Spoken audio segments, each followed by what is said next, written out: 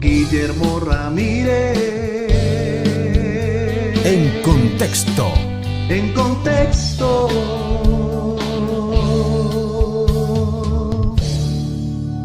Hola, ya finalizando este tema acerca de adulterando las Biblias, vamos a continuar respondiendo estas dos preguntas en torno a las cuales hemos venido girando. ¿En qué consiste el error?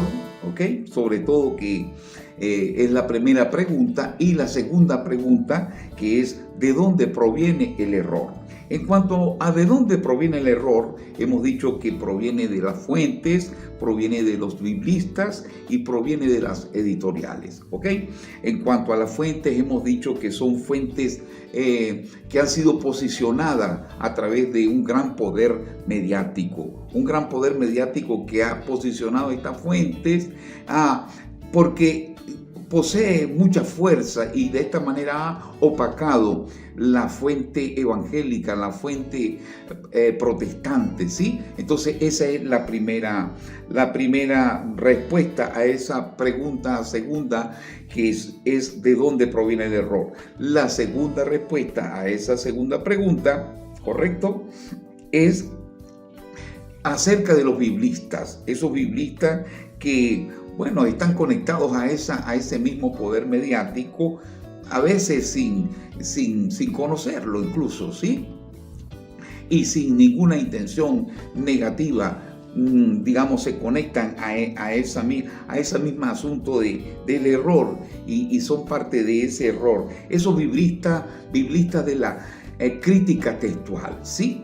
Que presuponen y que digamos, avanzan en base a un presupuesto, a una presuposición de que hay una transmisión, o sea, es su criterio teológico, hay una transmisión, hay una corrupción y hay una restauración. Es su criterio teológico, ¿sí? La Biblia fue transmitida a los profetas. No usan tal vez tanto la palabra inspirada, como dice la Biblia, sino una transmisión, ¿sí? Una transmisión de parte de Dios. Todavía se utiliza eso de que viene de Dios, ¿sí? Una transmisión a los profetas. Pero después de esa transmisión a los profetas y a los apóstoles, hubo una corrupción que se extendió por 1500 años, ¿correcto? Y ahora en este tiempo ellos han asumido el tercer paso de ese criterio teológico, que es la restauración. Entonces ellos están en la restauración, ¿sí? Es la segunda respuesta a ¿en qué consiste el error? La tercera respuesta es de la cual nos vamos a ocupar ahora, nos vamos a ocupar en esta última parte, ¿sí? Pero antes de ello quiero abordar algo de lo que nos dice Jesús, y que constituye nuestra verdadera ancla, nuestra verdadera luz. Y para ello voy a leer en Lucas capítulo 16, versículo 16. Lucas capítulo 16, versículo 16. Donde dice así: la ley y los profetas fueron hasta Juan. Desde entonces el reino de Dios es anunciado, y quien quiera se esfuerza en entrar en él. Empero fácil cosa es pasar el cielo y la tierra, que frustrarse una tilde de la ley. ¿Ok? Jesús está abriendo una compuerta. ¿Okay? Se está refiriendo a la ley y a los profetas, ¿sí? Y cuando habla de la ley y los profetas se refiere al Antiguo Testamento. En algún otro momento, refiriéndose a sí mismo, dijo que se tenía que cumplir todo lo que estaba escrito de él en la ley, en los profetas y en los salmos. O sea, en la Torá, en el Nabín y en el Ketubín, las tres partes de ese texto que se utilizaba y que él utilizó en aquel tiempo, que era el códice palestinense, ¿correcto? Sí, el que venía desde el tiempo de Edra y que en fin se fue formando y se fue, aglutinando, y él se refiere a él dándole una autoridad, ¿sí? tenía que cumplirse esa ley, tenía que cumplirse esos profetas. Pero a partir de allí, a partir de Juan, o sea, pero se refiere a Juan el Bautista, el reino de los cielos es anunciado, ¿sí? Y eso abre esa compuerta para que, digamos, vinieran la predicación, la enseñanza, la inspiración del Espíritu Santo sobre los maestros del Nuevo Testamento, sobre los maestros de la iglesia primitiva, los apóstoles de la iglesia primitiva, sus palabras proféticas, de la cual habla el apóstol Pedro también cuando dice, tenemos la palabra profética más segura. Y entonces se fue empezando a constituir esa escritura del nuevo pacto, que es nuestro Nuevo Testamento, ¿correcto? Nuevo Testamento que está siendo atacado fuertemente en este tiempo, habiendo ya sido adulterado desde hace tiempo el Antiguo Testamento. Ahora con el Nuevo Testamento se hace otro trabajo de mutilación, ¿sí? Entonces, pero Jesús, refiriéndose a ese Nuevo Testamento, dijo que ese Nuevo Testamento, sin embargo, no iba a invalidar el antiguo pacto. El Antiguo Testamento no pasaría ni una jota ni una tilde. Con esas palabras Jesús lo dijo. Pero les invito ahora a que vamos al punto 3. Hablamos de sus fuentes, de sus biblistas, ahora hablemos de las editoriales. Estamos hablando de editoriales ecuménicas y editoriales mundanales. Y lo voy a decir por qué hablo de la palabra mundanales, para no decir mundanas, ¿sí? ¿Ok? Y también el trabajo antiguo de los talmudistas, o sea, los judíos que siguen el Talmud, que no le dan tanta importancia a la Torá, sino al Talmud. Y el catolicismo romano que finalmente colocó allí los apócrifos en el Antiguo Testamento. Todos esos criterios fueron vaciados y recogidos por la Sociedades Bíblicas Unidas, que inicialmente era la Sociedad Bíblica Británica y Extranjera, pero que en algún momento se separó porque ellos introdujeron los libros apócrifos precisamente, ¿ok?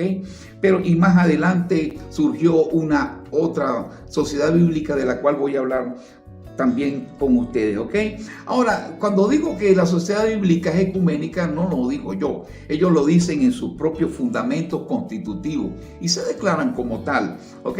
No hay rollo con ellos en eso. Ellos lo dicen abiertamente, ¿ok? Entonces, estas sociedades bíblicas unidas fueron infiltradas y dominadas por la crítica textual.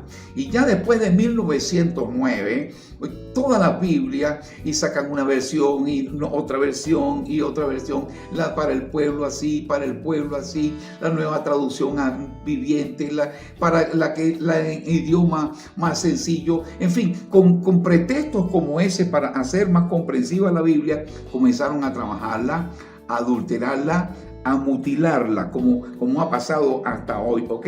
Entonces, todos estos movimientos pro-catolicismo se siguieron moviendo, y ya en 1960, cuando sale la Reina Valera en 1960, ya había una adulteración muy mínima. Claro, uno puede seguirla usando, pero tiene sus alteraciones. Más seguro es ir a la 1909, ¿ok? Son cosas muy mínimas. La 1960 es más cómoda de leer por su lenguaje y todas esas cosas, pero ya en ese entonces, 1960, cuando salió, hubieron líderes cristianos en el mundo entero que se resistieron a ella, teólogos evangélicos, en fin, tuvo su resistencia, pero finalmente penetró. Pero hablemos de otra editorial, una horrible, se llama la editorial Harper's Collins. La editorial Harper's Collins, que es la propietaria de la nueva versión internacional. Propietaria de esa nueva versión internacional, ¿ok? Pero también Harper's Collins produce la Biblia satánica. Estamos yendo bien, la Biblia satánica. Y más todavía, ellos producen un libro, un bestseller llamado El gozo del sexo gay. ¿Me escucharon bien? La Biblia satánica y el gozo del sexo gay. Y a su vez también producen la nueva versión internacional. Y salen teólogos, y salen cristianos, y salen evangélicos defendiendo a la HarperCollins. Y dicen, no, es que la HarperCollins, así como produce cosas buenas, también produce cosas malas. En fin, mezclan agua dulce con agua salada, contrario a los principios de la Biblia, pero eso es un dato importante que no es fácil conseguir, ¿ok? Ahora, hablemos por otro lado de la fuerza de la edición de las Biblias cristianas evangélicas, ¿ok? Encontramos avales documentales, así como encontramos avales institucionales como la Declaración de Chicago, la Sociedad Evangélica de Teología y otros más. Encontramos también avales documentales, ¿ok? Para la posición evangélica, como uno que es sensacional, que se llama el hallazgo de los rollos del Mar Muerto, ¿ok? De la Biblia de aquellas cuevas del Qur'án, que contiene textos en rollos. No estamos hablando de códices, porque códice es un libro que tiene una página sobre otra, pero el libro más antiguo eran los rollos, ¿ok? Entonces estamos hablando de los rollos del Mar Muerto, que tiene textos de 300 años antes de Cristo hasta 100 años después de Cristo, algo así, ¿ok? Es un rango bien amplio, pero lo importante es que allí, en esos rollos del Mar Muerto, se encuentran coincidencias, como lo estoy diciendo, coincidencias con ediciones protestantes y evangélicas. Hay que hacer un programa especial sobre los rollos del Mar Muerto, ¿ok? Ahora, pero aparte de eso encontramos la Sociedad Bíblica Trinitaria. Una vez que de esa Sociedad Bíblica inicial se separó, luego también en un tiempo cuando la Sociedad Bíblica Unida se metió con los unitarios, entonces la Sociedad Bíblica Trinitaria, que no quiere decir que sea del país de Trinidad, sino que cree en Padre, Hijo y Espíritu Santo, también se separó y se formó la Sociedad Bíblica Trinitaria. Recuerde que estamos hablando de datos difíciles de encontrar. Tiene su página web, hay cosas lindas, tremendos artículos, ¿ok? Pero tiene como principio la edición de libros y de Biblia sin libros apócrifos, ¿ok? Además de eso, todas sus versiones y todas sus traducciones y todas sus revisiones vienen del texto recibido, de aquel donde surgió la Biblia en alemán, la Biblia en español, la Biblia en inglés, la Biblia en portugués, ¿ok? El texto recibido, el texto de Erasmo de Rotterdam, que ha sido la que ha asumido los evangélicos desde siempre y que hoy está siendo atacada y que se montó un ataque violento después de 1909. Claro, aparte de esto hay otras editoriales evangélicas, gracias a Dios, que hacen las cosas piadosamente, así como aquel erudito llamado Esdras, escriba versado en la ley de Jehová, que fue enviado por el rey Artajerjes para que enseñara la ley. Nosotros nos mantenemos en esa línea, la que abrazó Jesús, ¿ok? Y la que avaló Jesús, como lo hemos dicho ya en otras videos anteriores. Pero ya como conclusión, tomemos en cuenta lo que dice el apóstol Judas. El apóstol Judas nos llama y nos dice allá en el versículo 4 de su carta, para que ustedes contendáis ardientemente por la fe, ¿ok? Contendáis ardientemente por la fe, porque algunos han entrado encubiertamente. Han entrado encubiertamente a mutilar la Biblia. Han entrado encubiertamente a tergiversarla, a adulterarla. En fin, entonces, ¿qué vamos a hacer? Bueno, simplemente no a las Biblias mutiladas. Simplemente no a las Biblias adulteradas. ¿ok? Vayámonos a las versiones más antiguas.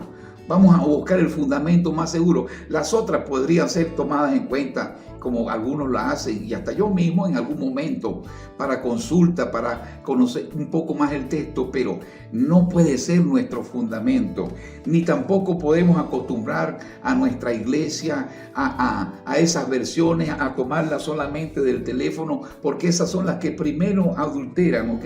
Cuando cambian la aplicación, la actualizan, entonces cambian palabras y otras cosas, y son los primeros que reciben aquellos trabajos que realizan en su restauración la alta crítica, ¿ok? Ellos son los primeros que toman esas líneas, porque simplemente es una cosa digital, ¿verdad? Además de eso, otra cosa importante es ver a nuestros hermanos que están en ese error con paciencia y amor. No se trata de denigrar de nadie, no se trata de desechar ni de despreciar a otro hermano que esté en otra posición con respecto a esto. Hay que mirarlo con respeto, pero nosotros tenemos que estar claros en lo que estamos, ¿ok? Tomar estas cosas y mirar a los hermanos sobre todo con paciencia y amor, a los que han caído en este error. Y bueno, así yo doy por terminada esta exposición y espero que haya quedado bien entendida. Por ahora me despido en el amor del Señor y te digo, envíame una ofrenda, pero la ofrenda que te pido es tu suscripción. Suscríbete a este canal y solicita gratis el glosario biblístico. El Señor está contigo. Que Dios te bendiga. Esto es En Contexto.